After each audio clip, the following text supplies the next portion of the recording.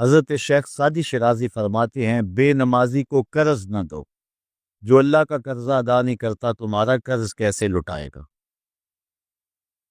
اب آئیے ہم حضور علیہ السلام کے فرامین دیکھتے ہیں اس حوالے سے۔ حضرت جابر بن عبداللہ انصاری رضی اللہ تعالی عنہ سے مروی ایک روایت جس کو امام ابو داؤد نے روایت کیا، امام نسائی نے روایت کیا، دیگر محدثین نے روایت کیا۔ آقا کریم نے ارشاد فرمایا بین الرجل و بین الکفر ترک الصلاۃ، آدمی اور کفر کے درمیان ترک صلاۃ ہے، یعنی بندہ مومن اور بندہ کافر کے درمیان ترک صلاۃ ہے۔ جو نماز پڑھتا ہے وہ مومن ہے، اور جو نماز نہیں پڑھتا تو وہ کافروں والا کام کرتا ہے، یا دیگر ائمہ کے نزدیک وہ کافر ہے۔ یہ ترہیباً نہیں بلکہ یہ حکم ہے۔ اور حضرت نبی رحمت صلی اللہ علیہ وسلم کا ایک دوسرا فرمان ان الفاظ کے ساتھ ہے بین الرجل و بین الشرک والکفر ترک الصلاۃ، شرک و کفر اور بندہ مومن کے درمیان نماز ترک کرتا ہے۔ حضرت امام ابن ماجہ نے ان الفاظ کے ساتھ روایت کو نقل کیا ہے بین الکفر والایمان ترک الصلاۃ، ایمان اور کفر کے درمیان نماز کا ترک کرنا ہے۔ اور آقا کریم علیہ السلام کا وہ فرمان جو حضرت انس سے مروی ہے، اس کو طبرانی نے اپنی موجم میں لکھا، بھی آپ کے سامنے میں نے رکھا، کہ حضور نے فرمایا من ترک الصلاۃ متعمدا فقد کفر جہارا، جس نے جان بوجھ کے نماز چھوڑی اس نے اعلانیہ کفر کیا۔ حضرت ابو ہریرہ رضی اللہ تعالی عنہ سے ایک روایت ہے کہ وہ فرماتے ہیں لا سہم فی الاسلام لمن لا صلاۃ ولا صلاۃ لمن لا وضوء لہ، کہ اس شخص کا اسلام میں کوئی حصہ نہیں ہے جو نماز نہیں پڑھتا، اور اس شخص کا نماز میں کوئی حصہ نہیں ہے جو وضو نہیں کرتا۔ وضو کے بغیر نماز نہیں ہوتی، اور نماز کے بغیر اسلام نہیں ہوتا۔ اور اسی روایت کو بالفاظ دیگر حضرت عبداللہ ابن عمر رضی اللہ تعالی عنہ نے حضور سے یوں روایت کیا ہے، طبرانی نے اپنی موجم میں اس کو لکھا لا ایمان لمن لا امانت ولا صلاۃ لمن لا طہور لہ ولا دین لمن لا صلاۃ لہ۔ حضور فرمایا کہ اس شخص کا ایمان نہیں جس میں امانت نہیں، اور اس شخص کی نماز نہیں جس کو پاکیزگی حاصل نہیں، اور اس شخص کا دین نہیں جس کو نماز نصیب کی۔ حضرت امام ابن ماجہ نے اس روایت کو اپنے الفاظ کے ساتھ روایت کیا ہے۔ حضرت بریدہ رضی اللہ تعالیٰ عنہ اپنے باپ سے روایت کرتے اور وہ حضور سے روایت کرتے۔ حضور علیہ السلام نے ارشاد فرمایا ان العہد الذی بیننا و بینہم الصلاۃ فمن ترکھا فقد کفر، یہ ہمارے اور ان لوگوں کے درمیان جو معاہدہ ہے وہ نماز کا ہے،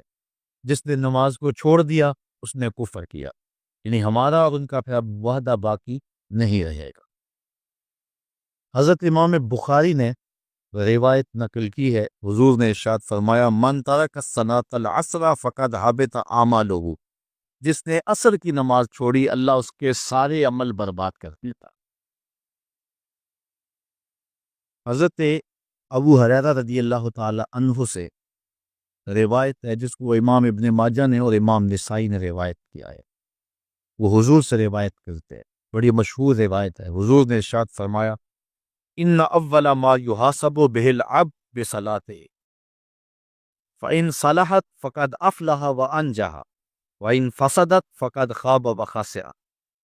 فرمایا قیامت کے دن بندے سے سب سے پہلا حساب نماز کا لیا جائے گا، اگر اس کی نماز ٹھیک ہو گئی تو وہ فلاح پا گیا، اگر پہلا تول ٹھیک آ گیا تو وہ کامیاب ہے، وانجح اور نجات پا گیا، وان فسدت فقد خاب وخسر، اور اگر پہلا تول ہی ٹھیک نہ ہوا تو پھر وہ ذلیل و رسوا ہو گیا۔ حضرت عبادہ بن صامت رضی اللہ تعالیٰ عنہ سے ایک طویل روایت ہے، وہ کہتے ہیں کہ حضور علیہ السلام نے مجھے 7 چیزوں کا حکم دیا، مجھے وصیت کی کہ ان 7 کاموں کو کرنا ہے۔ ان کے اندر جو دوسری چیز تھی وہ حضور نے یہ ارشاد فرمائی ولا تترکوا الصلاۃ متعمدین فمن ترکها متعمدا فقد خرج من الملہ، کہ جان بوجھ کے کبھی نماز نہ چھوڑنا، جس نے نماز چھوڑی وہ ملت اسلامیہ سے نکل گیا۔ اور حضرت معاذ بن جبل رضی اللہ تعالی عنہ سے بھی ایک طویل روایت ہے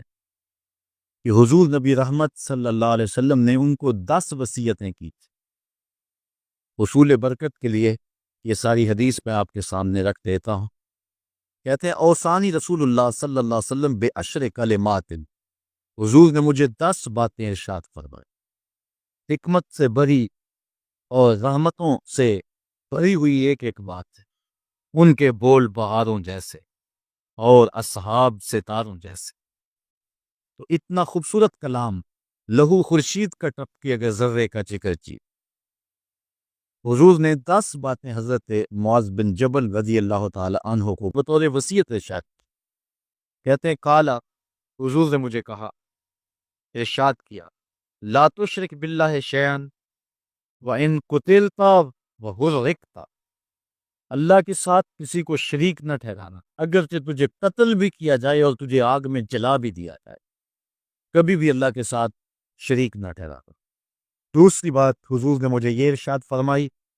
ولا تعص والدیک وان امراک ان تخرج من اهلک ومالک، کہ اپنے والدین کی کبھی نافرمانی نہ کرنا، اگرچہ تجھے حکم دیں کہ اپنے مال کو اور اپنے بچوں کو لے کے گھر سے نکل جا، تو کہا یہ کر لینا، نکل جانا، لیکن والدین کی نافرمانی نہ کر۔ تیسری بات حضور نے ارشاد فرمائی وَلَا تَتْرُكَنَّ صَلَاةً مَكْتُوبًا مُتَعَمِّدًا فَإِنَّ مَنْ تَرَكَ صَلَاةً مَكْتُوبَةً مُتَعَمِّدًا فَقَدْ بَرِئَتْ مِنْهُ ذِمَّةُ اللہ۔ فرمایا اے معاذ بن جبل، فرض نماز جان بوجھ کر کبھی بھی نہ چھوڑ، زندگی میں کبھی نہ ہو کہ تجھ سے فرض نماز چھوٹے، اس لیے کہ جس نے فرض نماز جان بوجھ کے چھوڑ دی، اللہ اس کے رسول نے اس سے اپنا ذمہ اٹھا لیا، اب وہ جدھر مرضی جائے، اللہ نے جو ذمہ لیا ہوا ہے مومن کا، اللہ اٹھا لے۔ چوتھی چیز حضور نے جو ارشاد فرمائی وَلَا تَشْرِبَنَّ خَمْرًا فَإِنَّهُ رَأْسُ كُلِّ فَاحِشَةٍ، اے معاذ بن جبل، زندگی میں کبھی بھی شراب نہ پینا، ہر بے حیائی کی جڑ ہے اور بنیاد ہے شراب۔ پانچویں چیز کہتے ہیں حضور نے جو مجھے ارشاد فرمائی وہ یہ تھی وَإِيَّاكَ وَالْمَعْصِيَةَ فَإِنَّ بِالْمَعْصِيَةِ حَلَّ سَخَطُ اللَّهِ، کہا کبھی اللہ کی نافرمانی نہ کرو، اللہ کی نافرمانی سے اللہ کی ناراضگی مول لینے والی بات ہے، اللہ تعالیٰ کی معصیت سے اس کی ناراضگی جائز ہو جاتی ہے، حلال ہو جاتی ہے۔ اور چھٹی چیز کہتے ہیں حضور نے یوں ارشاد فرمائی وَإِيَّاكَ وَالْفِرَارَ مِنَ الزَّحْفِ وَإِنْ هَلَكَ النَّاسُ، کہا جب محاذ پہ ٹٹا ہونا تو کبھی پیٹھ نہ پھیرنا، اگرچہ لاشیں جو ہیں وہ گر رہی ہوں اور لوگ ہلاک ہو رہے ہوں، سارے لشکر کے ہلاک ہو جانے کا ڈر بھی ہو، لیکن کہا معاذ بن جبل میں تمہیں وصیت کرتا ہوں کبھی پیٹ پھیر کے بھاگنا نہیں ہے۔ حضور نے کہتے ہیں مجھے جو ساتویں چیز ارشاد فرمائی وہ یہ تھی وَإِنْ أَصَابَ النَّاسَ مَوْتٌ فَاصْبِرْ، اگر تو کسی ایسے علاقے میں رہتا ہو جہاں موت آ جائے، کوئی بیماری آ جائے موت والی، تو علاقہ چھوڑ کے بھاگنا نہ، وہیں رہتا، تیری قسمت میں زندگی ہوئی تجھے کوئی موت دے نہیں سکتا، اور اگر موت تیرے لیے لکھی گئی ہے تو جہاں مرضی چلا جائے تو موت سے بچ نہیں سکتا، اس لیے ایسے مقام سے بھاگ کر نہ جانا، وہیں ڈٹے رہنا اور وہیں رکے رہنا۔ آٹھویں چیز کہتے ہیں حضور نے مجھے ارشاد فرمائی وَأَنفِقْ عَلَىٰ أَهْلِكَ مِن طَوْلِكَ، کہا اللہ نے تجھے جو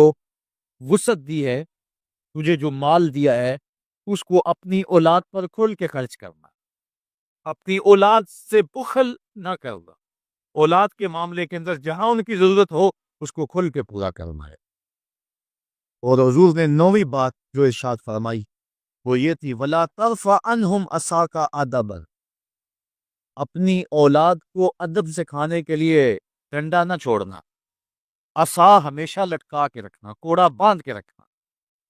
اور 10ویں چیز کہتے ہیں حضور نے جو مجھے ارشاد فرمائی، وَأَخْفِهِمْ فِي اللَّهِ، اپنی اولاد کے دل میں اللہ کا خوف ڈالتے رہنا، اللہ کا ڈر پیدا کرنا اپنی اولاد کے اندر۔ تو نے اپنی اولاد کو یونیورسٹیوں اور کالجوں تک پہنچایا، بیرون ملک سے بھی تعلیم دلوائی، لیکن اللہ کا خوف نہ سکھایا۔ اللہ کا خوف سکھانا اپنی اولاد کو، ایسے لوگوں کی صحبت میں بٹھانا جن کی صحبت میں بیٹھ کر اللہ کا خوف پیدا ہو جائے۔